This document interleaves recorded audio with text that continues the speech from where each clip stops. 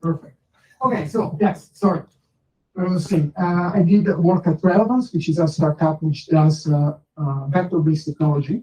And in the last few months, I just moved to Tokyo, and I started I opened my company, which is called Voliva. And yeah, that's it about myself. So before starting actually to dig directly into NLP, okay, I would like to first ask you a question. How many, just raise your hands, how many people here do not know how AI works? Be honest, don't worry about it. Okay, you got a few people, fantastic. Who's super technical about AI? Who knows how to code and work with AI? Okay, a few guys, that's fantastic. Okay, so just know this presentation is a mix between the two things. Okay, it's not super technical, so you will not get bored. I wanted to make it insightful. Okay, at the same time, it's not too general because it's like I see many presentations when you talk about how companies adopt this technology, how it's going. Yes, it's interesting, but not useful. So my goal for this presentation, number one, I want you to understand exactly what I'm talking about. I promise you, everything I will explain will be intuitive. So your goal is to understand and also to have fun with it. So first of all, let's look at the possible data that we can analyze with AI. If you are actually, and here are actually having some slides, if you're an AI expert, I should divide everything supervised and supervised. That is not really with incoherence with what I'm explaining. So in finance, okay, we can have, let's say, all kinds of data. The first is, let's say, the first group is structured data, okay? And it's very easy to analyze. It's what you can analyze with Excel in theory. Okay, and you have cross-sectional data, which is essentially a point in time, let's say a collection company, collection customer. You have, as was mentioned before, it was time series data. Sorry about the typo there. Time series data, let's say stock market, or how a company is doing over time, etc. And that is more challenging, but still structured data. Then there is the domain of unstructured data. And the reason why it's very hard is because technically you can fake the traditional structured data. If you have an analyst and he's a bad analyst, he will still produce results, right? Instead, if you have text and you have like 1,000 books, 1,000 headlines or articles, well, you really need to know what you're doing because you cannot fake it. And so that's the difference. For example, in one of my interviews for a company, I was asked, okay, they gave me 65,000 books. And they asked me, okay, tell me what those books are about. And here, I cannot really fake it with numbers. And so we were going to focus specifically on textual data. Then, of course, you can have image data as well. There was an experiment they did in the US, for example. They took the image of parking lots of several Walmart, and they saw that the more cars they had, they kept track of the cars, the more actually they could predict the earnings before the record. So if you are creative enough in reality, you can even use image data, although not 1%. So how will I structure now this presentation? Now, usually when you have an NLP presentation or AI presentation, they usually list a lot of application. I wanted to avoid that because I didn't want to make the list too long. So I'll just focus. I'll have the presentation based on semantics. And what is super cool is new. It's completely new. It's like it's been trending for the last few years. It's extremely powerful. And then at the end, I would like also to show other applications that you can find useful. So let's start with getting deep into natural language processing. Okay. So what is semantic analysis? Now, when we talk about words, okay, and sentences and text, let's say that in NLP we use one principle, okay, one model, which is called embedding, that does one specific thing. It takes, let's say, all the words, okay, that exist in the English vocabulary, and then maps the meaning of each word to a regional space. What does that mean? Then, if we look, for example, at cat and dog, right, we place it in a space so that the words that have the same meaning are close to each other. So imagine you have all the words in space, okay?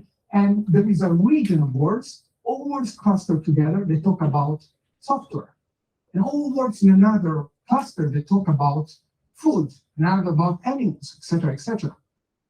In reality, it's still simplifying because I should talk about vectors. But imagine there are points in space. Okay, and that is just keep that in mind. That is the base of semantic models. Now, how does AI be able to do that? Because those are not manually done. Now, an AI has to create that. But it's actually very simple. You look at every word, and you look at the surrounding words. And then you see that the words that are using the same topic, same context, were actually similar. So if you talk about war, for example, and you think about, for example, the context of war, pain, suffering, blood, etc. If you pick two words which are about war, well, they have the same context. And so statistically, you can determine, you can create this map over here.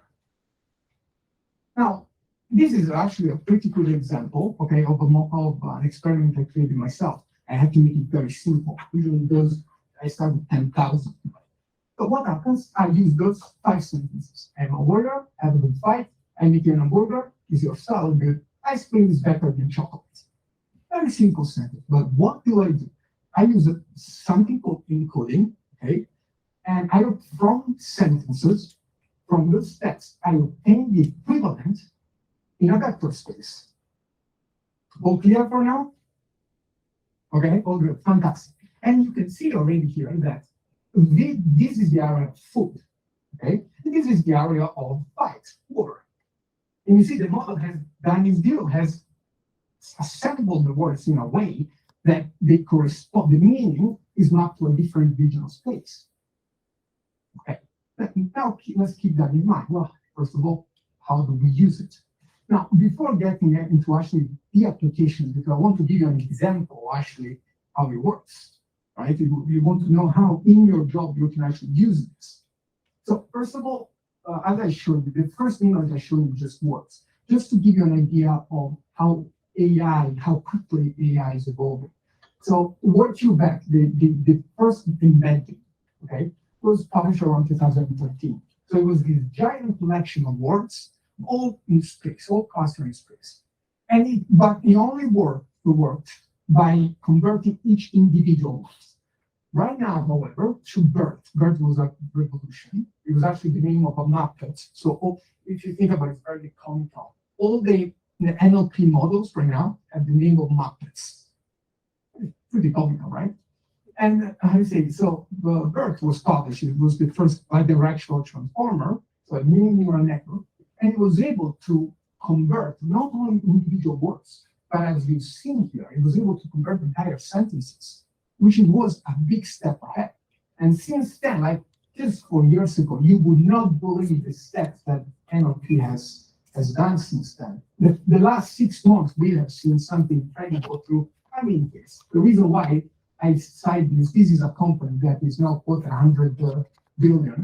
They just got funded. And the 100 million funding to quoted 2 billion. I'm sorry. And what happens is that is the reference for hosting all the models. And at the beginning, 2013, there were maybe 10, 15 famous models. Okay, right now there are 70,000.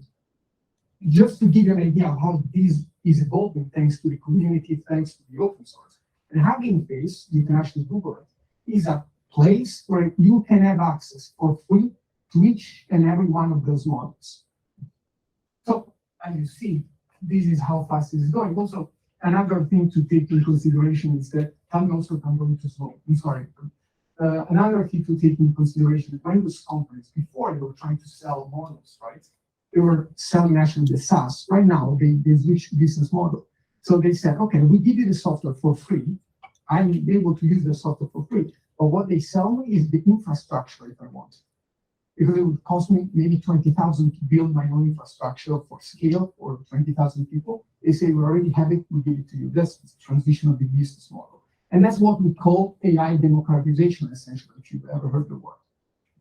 So, getting back to our speech, I wanted to make this case because I wanted to show you the difference between this one Old model, brought you back, and this one, new model, sentences. You can process everything, even articles. Okay, so that's the first thing we can do is search.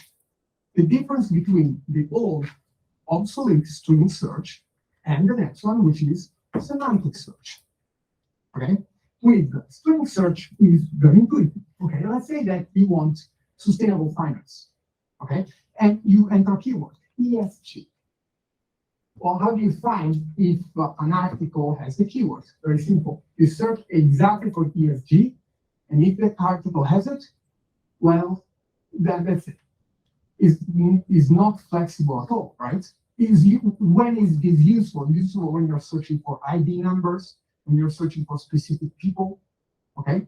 But what if I told you that we can use this technology to make a search? How would that work? Well, we can use semantic search. What happens is that, okay, I have my query. I want to search ESG, right? Now I convert this ESG into a point using the same encoder. Okay? And what happens? Now guess, what is this region about? If this is ESG. Can someone guess? Don't be shy, don't worry. I had to discover it myself, so I did a ton of mistakes as well. So this is sustainable finance, right? So what do you think this area of space is about? Exactly, sustainable setting. Right. Big applause, please.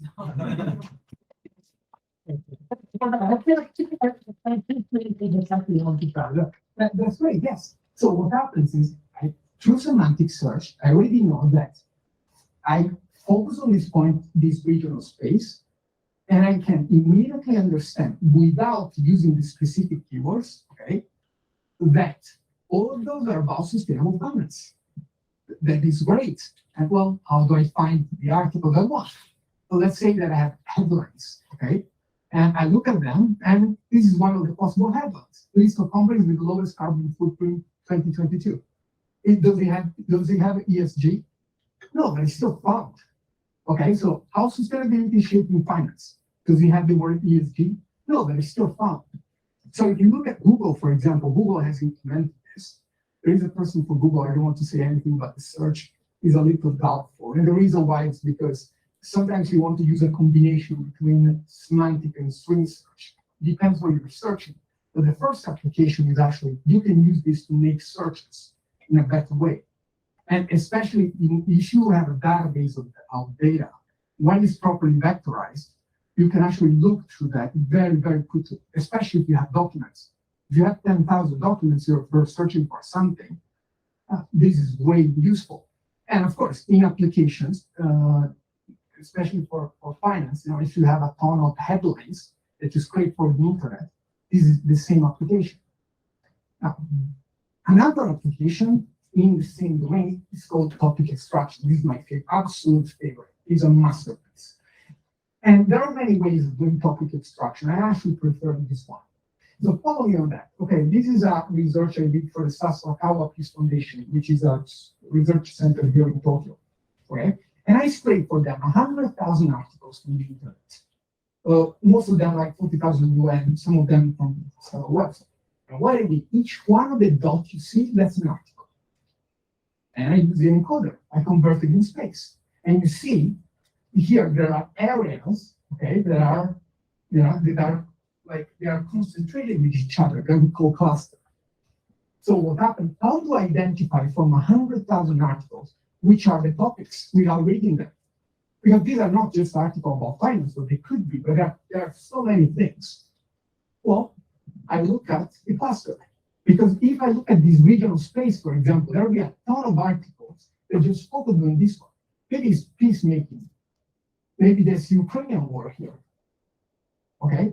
And so what I do, I use this clustering algorithm, which tells me, okay, you have, maybe here I have 200 clusters. And each cluster has a different color.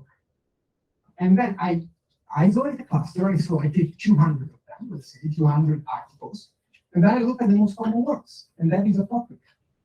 So the beauty of this is not when you have like 20, 30, but when you start having 100,000, a million. That's why big data is actually more valuable, because there is a difference. Okay, there is you start from the human being that can only do a few hundred, and then when you start increasing the size, this is incredibly valuable. The applications here are huge because, for example, let's say you want to make a market research. Okay, the application will be: you go to a website, you scrape all the data about a competitor, or perhaps let's say Uber, how Uber is performing, etc. So you scrape 100,000. You go to the database. There are many sources where you can get the data. And then you look at the topics. And then, for example, you can identify, if you find a game on Steam, this is not so finance, but just to give you an idea. I scrape, for example, the Steam library, 40,000 reviews on say, the Elden Ring game.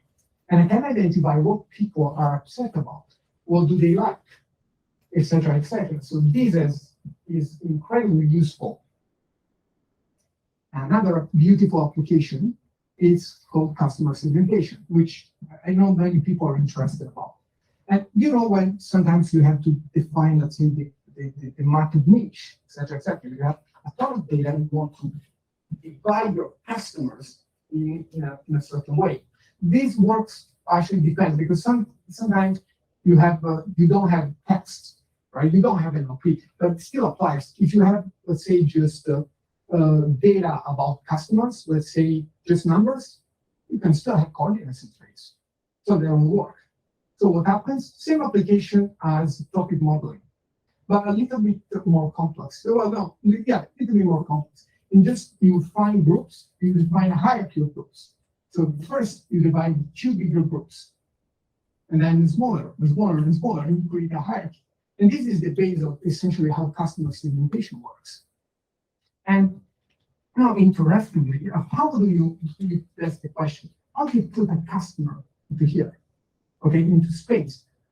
There are many ways to do it. And for example, if you only have numerical data, you can use that as a coordinate. But let's say that the customer expresses an opinion. Let's say you reviews restaurant. If you take customer reviews, or for example, what is in finance, let's say its strategy. Okay, for obviously for this is a trading strategy, let's say. Then you can have 1,000 million of data points, and just can derive this structure here. This is called clustering, or hierarchical clustering. Now, this closes, let's say, the first part of the presentation, which is specifically how to use encoders. Okay, and I think this is pretty interesting because the applications here are just immense. I did not want to focus on finance specifically, the reason why there are not huge applications in finance that I can think of. Because the thing is, finance, what is the kind of data that you have in finance, structured data? You can find market data, you can mine it online. Let's say you can find it from Twitter, you can find it from Kaggle, you can scrape it from websites, okay? You have reports.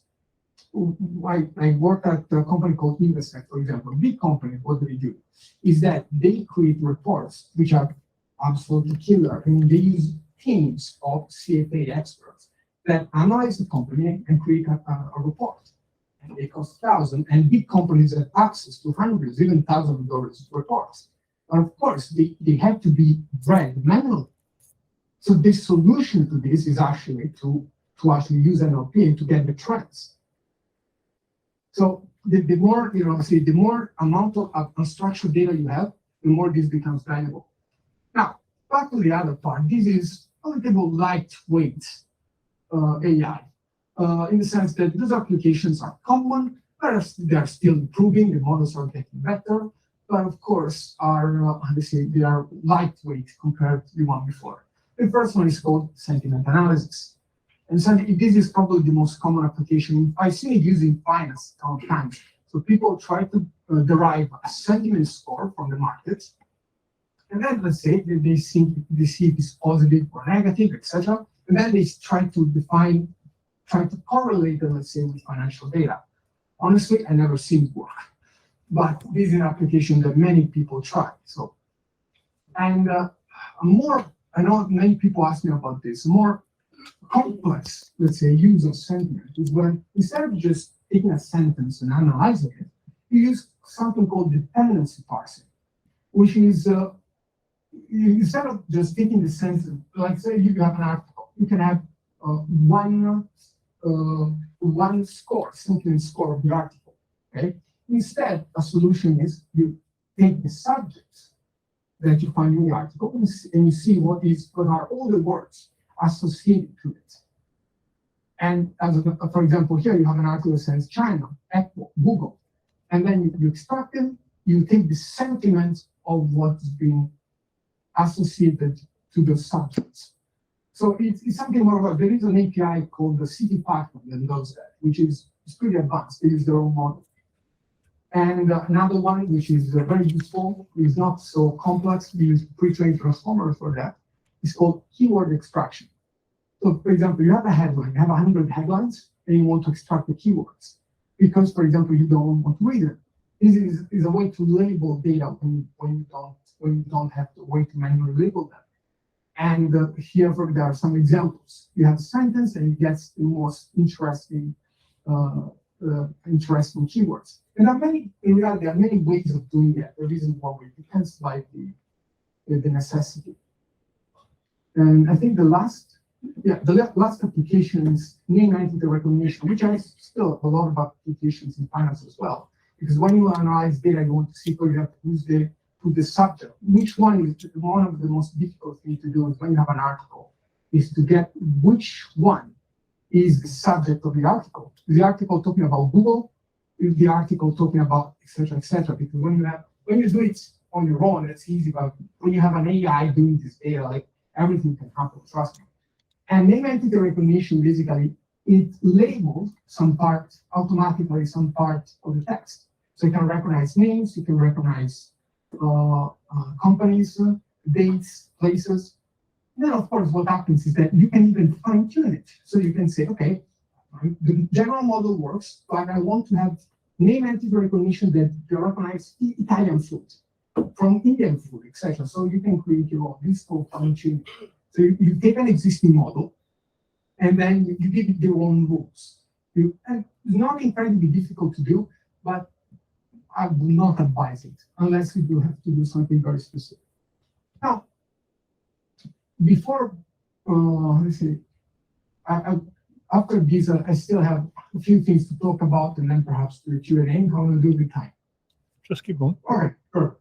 Yeah, just wanted to talk about this. This is probably the most important thing to take in consideration when you're doing NLP.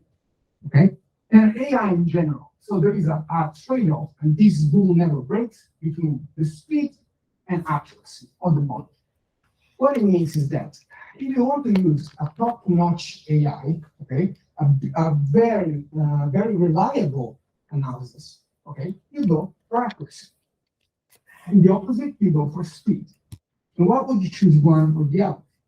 Because, for example, when you do recommendation system, okay, recommendation system actually, they have a problem. They're very expensive.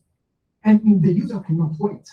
The user can wait between 0.5 seconds and 2 seconds. That's it. If a user waits more than 2 seconds, that's too much. And companies, big companies like Instagram, Taobao, whatever, they need recommendation systems that are fast. Okay, so then you choose speed. So you choose models that are lightweight. You choose models that produce less and less vectors, and you make the search faster. And for example, like this is an interesting example here. If you want to there are ways for this to be precise and non-precise. For example, if you use an algorithm called KNN, I will get 100% reliable, precise, with top 5 points close to it, okay? But let's say you have not 100, you have 1 billion. You know how costly that is to actually search between a billion images, billion vectors? Well, so what you do is you use another algorithm, which is less accurate. So it doesn't get the exact closest 5 points. It goes around a little bit. It's more inaccurate, but it saves a lot of time and computational power. And so that is the entire point. So when you can use speed, or you can save a lot of data integrity, so you can choose accuracy, vector models. For example, the back end told about vectors, coordinating space. I showed you 2D images, okay? In reality, the number of dimensions that you see is 768. I compress it to 2 because I wanted to show you. So you can only visualize 2 or 3 dimensions. But the original was 768. And there are models that even use 2000, which are more accurate. So if you use an accurate model, you can use a ton of vectors, a ton of dimensions, but this is going to slow everything down. So this is a very important concept. That's why NLP choice of the models is pretty important, because if for financial analysis, most of the time we go for accuracy, because you're not going to recommend a financial system to a user. You have to go, you don't do things quickly. It depends on if you do stock market decision, of course, you go for speed.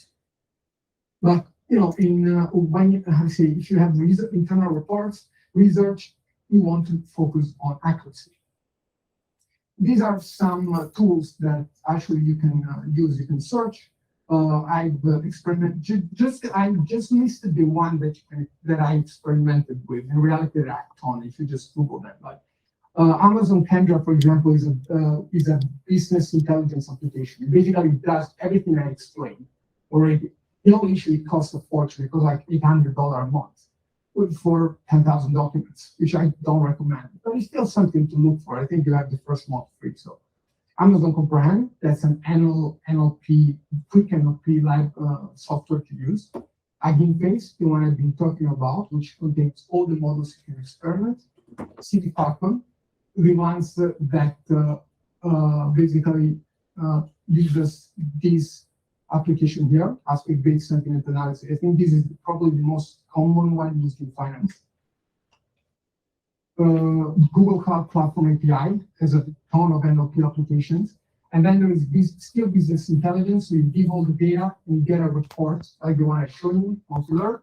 And then of course there is OpenAI, which is, for example, the bots that allow you to talk, that allow to generate text. I didn't want to get into this because what are bots actually used for in this application? And just to give you an idea of what's the problem with NLP is the complexity. This is an architecture, for example, I built, and not like even a long time ago, like 6 months ago. And you see here, for example, that I wanted to create for a company a user-based embedding. So a little bit more complex than what I showed you. I want to generate a system that could connect together buyer and seller. Okay, and I wanted to use vectors. And I wanted to say, okay, so you have a seller, you have a buyer, and you have a seller. And how do you connect buyer and seller in an application? Well, very simple. You create a vector, and from a buyer, from a seller, right? You look at the closest buyer, which then uses the same technology. The only issue in building something like this, you need a search engine, you need virtual machines, basically to do the calculation, you need automated systems. It's, for what I've seen, the architecture is still not keeping up with the technology. So I didn't want to make it too long. I think we can have a good Q&A session. In worst case, I just keep talking about some of the application. So thank you very much for listening. I hope you enjoyed the presentation.